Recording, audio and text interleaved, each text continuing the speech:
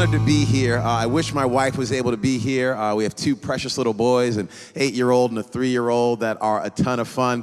But Pastor Bill and Lisa Schuler, honestly, have been mentors and leaders and friends of my wife and I think maybe going on 20 years, because what was it, 93, I think, was my freshman year there at Oral Roberts University. So you can do the numbers now. I am 24 years old, and but my wife and I have been married 16 years. It was Bill Schuler that did my wedding. And our wedding was the very first wedding Aubrey Schuler was ever a flower girl in. And actually the first wedding Lisa Schuler was ever a flower girl in as well.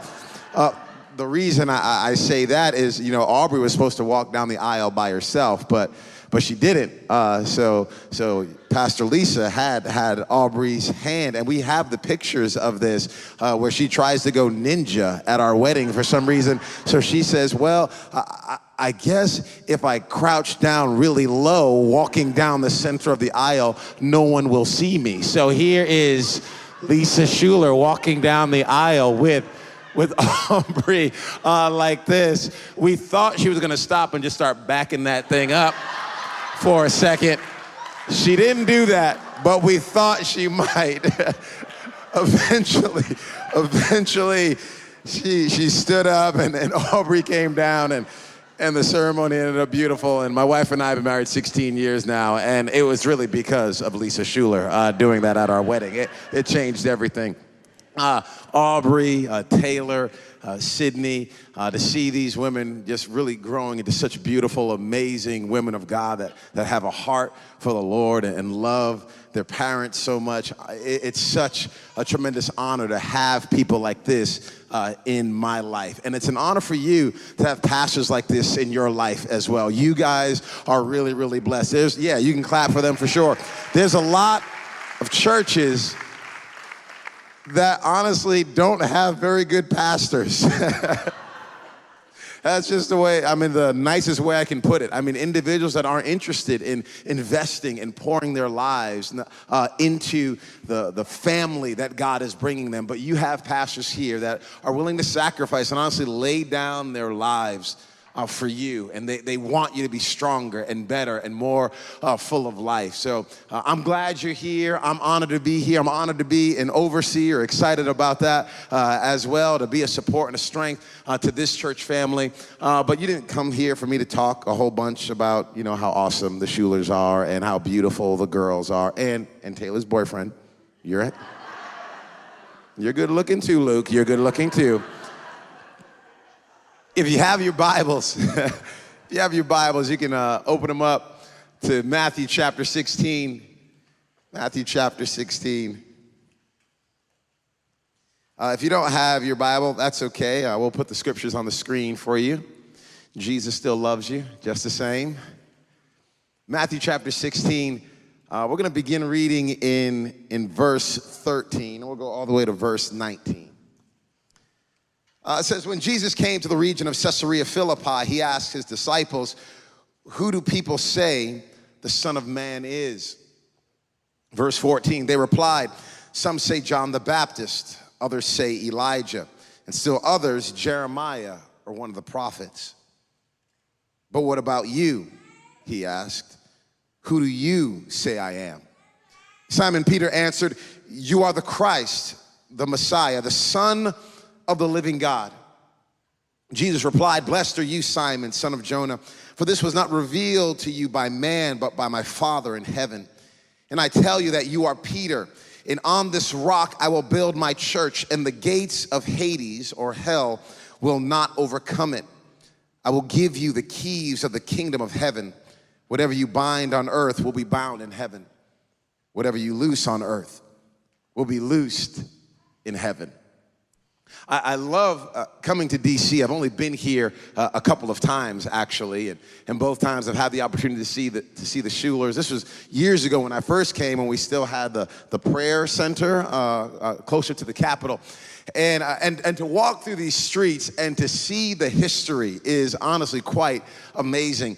This past summer, my wife and I took a little vacation down to Mexico and had a blast. And I got on my iPad the book Killing Lincoln, and it was a fantastic book. I thoroughly enjoyed reading it and to hear all the streets and the nuances and the different things that happened in Lincoln's life and what was taking place in the Civil War at that time. And now to be here in D.C. and to see the streets that were talked about in the book, and so many of these streets have so much history.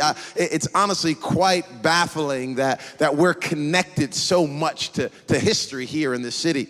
Now, when you read the Bible, when I read the Bible, we don't live in the Middle East right now, right? We're in D.C. We're in the States. So sometimes you can read a passage of Scripture and we don't get the full context of what is happening just because we've never lived there and we don't really know what's going on. So here in Matthew chapter 16, verse 13, it starts off by saying when Jesus came to the region of Caesarea Philippi.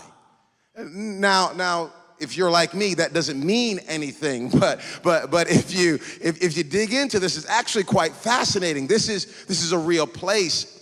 It actually went through a number of different names. I won't go through all those names, but what would happen at Caesarea Philippi? There was this essentially cave opening. Okay. And at this cave opening in Caesarea Philippi, this particular spot, there was a lot of worship to a goat god called Pan. Now I don't mean to be too graphic or disrespectful here at all, okay? But these individuals were doing things with goats that you shouldn't do with goats, okay? And I'm not talking about frying them like chicken, okay? There was a lot of here's a good word, bestiality that was going on. All right, how about that? That's a G version of that. Y'all with me still? Okay. Sorry, I know it's gross, but this is what was happening here in this particular region of Caesarea Philippi. Individuals are worshiping this goat god, and what they believe is that this goat god would go hibernate in this cave. And what they would have to do is they would have to bring all these goats together, and they would do all these unseemly things with these goats and all this worship, as they called it, to get this goat god to come out of hibernation inside of that cave and to come on out so that they could worship him. So all of this is happening at Caesarea Philippi. They call this particular opening, they called that the gates of hell. So they called it. So again, I'm just trying to give us some context here, okay? So now Jesus is walking with his buddies, and he comes to the region of Caesarea Philippi, and he's asking his friends, what are people saying about me? What are they calling me? And the disciples are saying, some say you're Elijah, and some say you're this, and some say you're that. And Jesus asks the question, but what about you? What do you say about me? I think that's a question he's still asking us. What about you? Who do you say I am? And some of us in here would say, hey, you're a good teacher. You're a nice guy. I mean, I like Jesus, right? I mean, who doesn't like a dude that walks around in flip-flops and, has long hair and kind of like a hippie? Who doesn't? I used to live in Austin for 12 years. Those people are everywhere, okay? Jesus is walking up and down the streets of Austin, Texas. I mean, who doesn't like a guy like that? But Jesus is asking them, who do you say I am? And there's a whole lot of answers that our culture will give. There's a whole lot of answers your family members might give. There's a whole lot of answers that maybe you've had at different points in time in your life. But really there's one answer. And Peter pipes up and he says, I know, like Horseshack from back in the day. Anybody with me on that one? Yeah, okay, yeah. I know it's a young church, but welcome back, Carter. Anybody here? Okay, thank you. Don't leave me out here by myself, okay? Pick me. And he says, Jesus, you're the Christ. You're the Messiah. You're the Son of the living God. And Jesus is like, oh my goodness. Okay, you got it right, Peter. You've got it right. That's who I am. I'm the one that everyone's been waiting for. I'm the one that's going to make everything right. I am the fulfillment of all the Old Testament prophecies. I'm the one. And he says, Peter, this is so wonderful. You did not get this revelation because you went to school, and you didn't get this revelation because you read a book. You got this one. God spoke directly to your heart, and he gave you this. And Peter, I want to tell you something about what you just said. I want to tell you something about this particular revelation in this particular location. I want to tell you that this understanding that you have about me being the center of everything, this is so incredibly profound that this is the foundation. I am the foundation for my church, and the gates of hell and all the mess that's been going on here in Caesarea Philippi will never be able to withstand the message and the call and the life and the destiny that is found in me.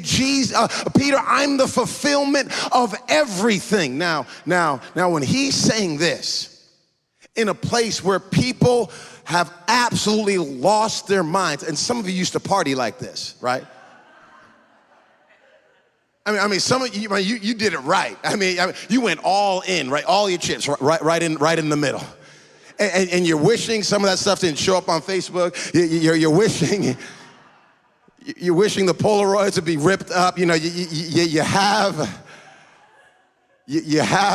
a history. You got a crazy life back in the day. And Jesus is saying, hey, I want you to know I'm going to build my church in even the darkest of places. I'm going to build my church in a place where individuals think a church could never be built. I want you to know that my grace is so powerful that it can overcome even the darkest darkness. I want you to know that I am so amazing that I trump everything that would ever try to pull on my glory or try to distort the image of God that I put in all of humanity. That's how wonderful and awesome and amazing I am, Peter. On this, I'll build my church. And the gates of hell. Now, some of you might live in a gated community. Congratulations to you, right? That's wonderful. That's nice. If it's an apartment, that's fine too, right? Boop, boop, boop, boop. 4732, right? Gate comes open, it closes. You know, you feel a little bit safe. I've never seen anyone attack anyone with a gate. Never seen it. I've never seen like, oh my goodness, they're coming. Run. They've got gates. No one does that. What gates do is gates keep people out. Gates are not offensive weapons. They're defensive. So Jesus here says, the gates of hell won't prevail against my church. Now, this is what's fascinating to me is Jesus sees the church as offensive and the gates of hell as defensive. But we tend to see the church as defensive and the gates of hell as offensive. But that was never the intention.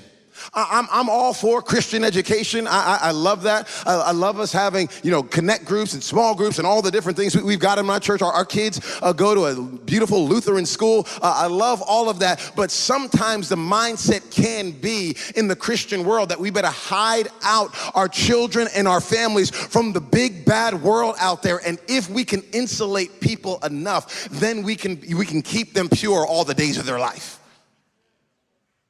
I'm all for purity.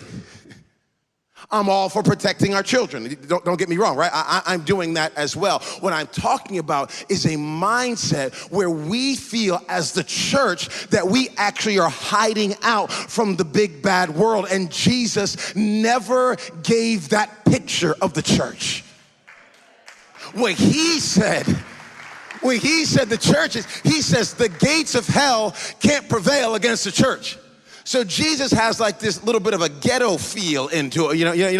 He's like, hey, we're going over there and we're gonna knock some things down, okay? We're gonna shake some stuff up, because on the other side of the gates, this is where your family is being held hostage. This is where our communities are being held hostage. This is where there's depression and fear and anxiety and worry. This is where sex trafficking is happening. This is where all these deplorable things in our world, they're happening on the other side of the gate. And the devil has set up this gate saying, stay out, stay out. But the church says we're not staying out of those places. We are going to the darkest of the dark, and we're bringing the light and the hope of Jesus Christ. That is the church. And the gates of hell, can't prevail against the church. You can't prevail against the church. They cannot prevail against the church. And not just the church. Jesus says, my church. My church. We got a 3-year-old, right? Mine. That's a big word. That's a big word in the house right now. Big word. Mine. Yeah, I've got my food. Our 3-year-old, honestly, he's abnormally large. Okay, he just is. He's very, very large, and we love him. There's no doubt about it. But he just turned 3. And when people would hear him talk, it's like, you can pick out some of the stuff he's saying. They would look at him like, okay, you're a nice 8-year-old, and we got to tell him, no, he's just 2. He just turned 3. And this guy, he thinks, everything's mine. We're eating our food. We're all at the table. And Grayson will go over to his older brother, Parker, and try to take his brother's food as well. And I told Parker, you better start pushing that guy right in the face and letting him know that you better train him now while he is young, because he's going to be bigger than all of us. So train him now. Train him now that you can't mess with Big Brother. Just get it in the back of his brain. So Parker's now doing that. Sit down, Grayson. And yeah, he hit me, Daddy. He hit me. I say, well, that's not your food, son. That's not your food. It's fun at our dinner table for sure. It's fun. But this idea of mine, this possessive pronoun, mine, it belongs to me. Jesus says the church belongs to me. It's not just the church. It's my church. It's my church. I die for my church. I give my life for my church. It's not something that's on the peripheral to Jesus.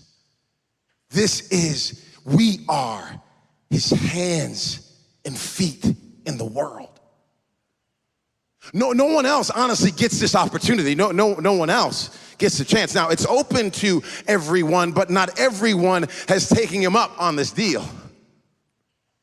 And not everyone is jumping in and saying, yeah, I want to be a part of your church. A lot of us are saying, I want to have my life, and I want to do things my way, and I want to go my direction. And I get that.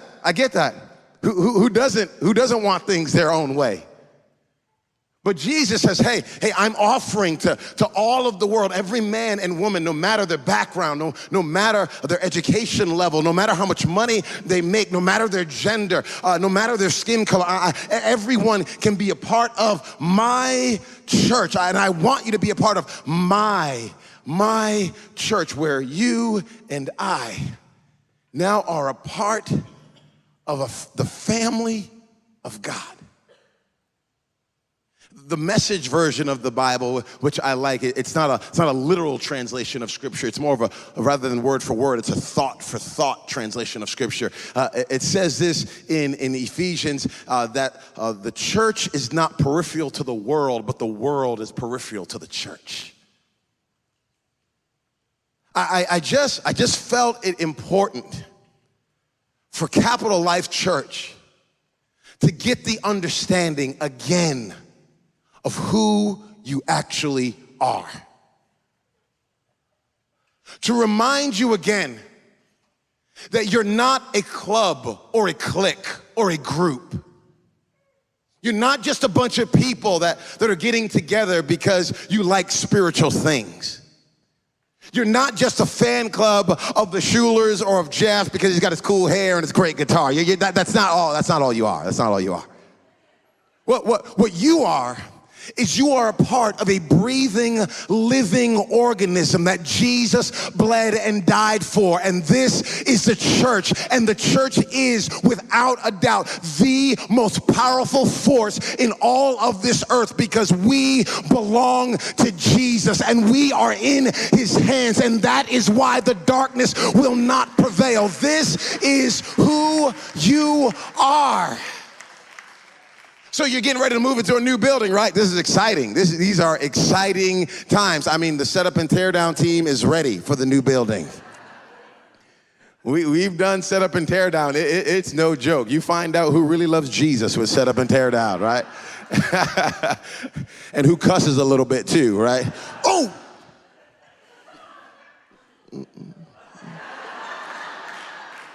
I mean, you find it out with setup and tear down.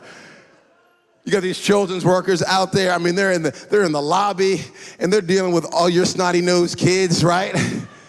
You didn't want to stay at home with them. You're like, we're going to church today. The moms are like, no, I've been with these kids all week. We're going to church, and I'm getting an hour and a half. Matter of fact, I'm dropping my kids off early. I'm dropping off early, and I'm staying late, too. And so I might go to lunch and then come back.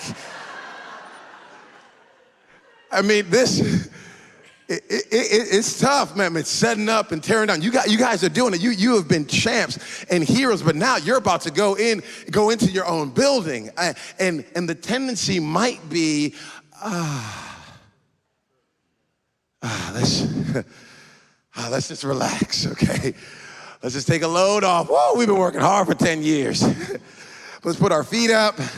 There's no setup and tear down anymore. Let's just coast. But it's not time to coast. This is the reload time for Capital Life Church.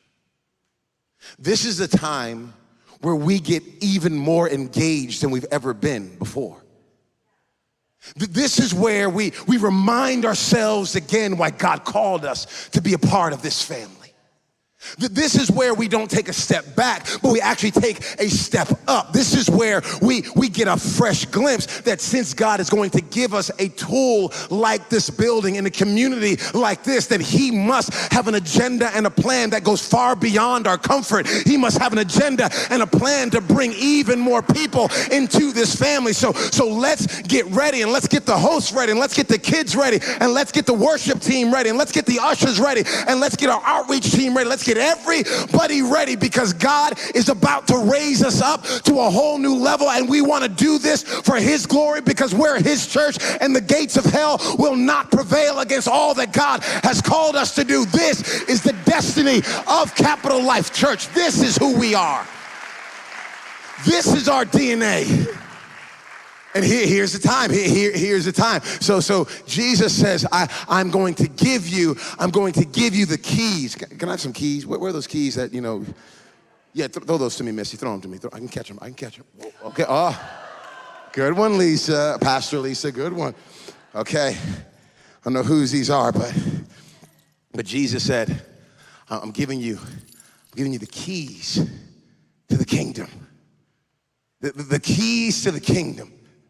I mean, this is great. This is great news. My mom was a single mom, okay? So, again, raising me all by herself. She's a hit. Thank you. Yeah, give it up for my mom. Go, Mom. Go, Mom. Love my mom. She's at our house now in Dallas. Came up from Austin to visit us for the weekend. Love my mom so much. An incredible hero, has honestly shaped and molded me to help me to become the man that I am. Raised my sister and I in the inner city in Providence, Rhode Island, and did such a great job. She dropped me when I was like 3. That's why I'm a little bit crazy. But other than that, she's the reason I'm here. And my mom, we didn't have a lot of like nice stuff, growing up. And I remember one day when she rolled up with a brand new 1987 Oldsmobile Cutlass Sierra. I was like, okay.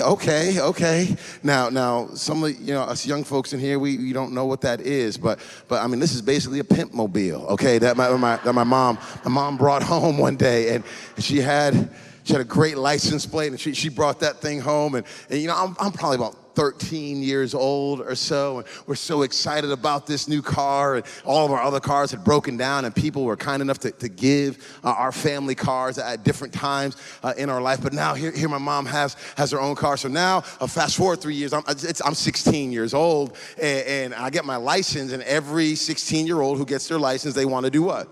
Drive. They want to drive, right? So I get my license that day, and I'm ready that night to go out with my friends. And my mom's like, no, you're not taking my car out.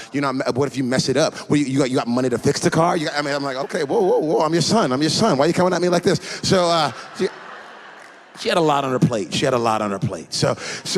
But one day she says, hey, Earl, and she tosses me the keys, and she says, you can drive to church. I didn't care where we were driving. You're 16, you'll drive to the corner store, and you just want to back out of the driveway. You don't care. You just get me behind the wheel. I'm a man now. I can feel the hairs on my chest growing as she tosses me the keys. Whoa! I'm thinking, yes, I'm grown. So I get the keys, and I put them in the ignition, and I can feel my mom. Her name is Diane. I call her Peaches. I can feel Peaches. She's coming up behind me, and I can feel her stress get in the car before she ever even gets in the car. It opens the door for her, pats me on the shoulder, and says, boy, you better not mess up. Then she says the same thing to me. So she sat down. Honestly, I hadn't gone 2 feet yet, and she's screaming, Earl, watch the curb. And I'm like, Mom, we haven't even gone anywhere yet. And that's what the whole drive was like. It was my mom just staring at me and staring out the window, and I'm all stressed up. I got the 10 and 2, and I'm just so afraid that anything is going to happen. And now she gave me the keys, but she didn't really give me the keys. This is how some of us are living our walk with God. We're living our walk with God just on the 10 and the 2, and I don't want to mess up, and I better not make a mistake, and oh my goodness, I better live a perfect life, and you got all this stress, and then you're talking to people, hey, you want to be a Christian? You want to follow Jesus? You want to give your life to him? And they're like, no, I'm not interested in being constipated like you look right now, so I'm going to go a different direction. And that's not at all the picture that Jesus is giving us when he tosses us the keys. What he's actually doing, and my dad, he was very aloof. He was not around in my life at all, but there was this one moment where he came through big time, and he rolled up one day when I was about 17 years old with a 1984 Toyota Starlet with a wooden bumper, and it was a stick shift, and he said, Earl, I bought this car for you. What? I didn't care that it could fit in my pocket. I was just glad that he brought me a car. He tossed me the keys. And man, it was a stick shift. I can't drive a stick shift.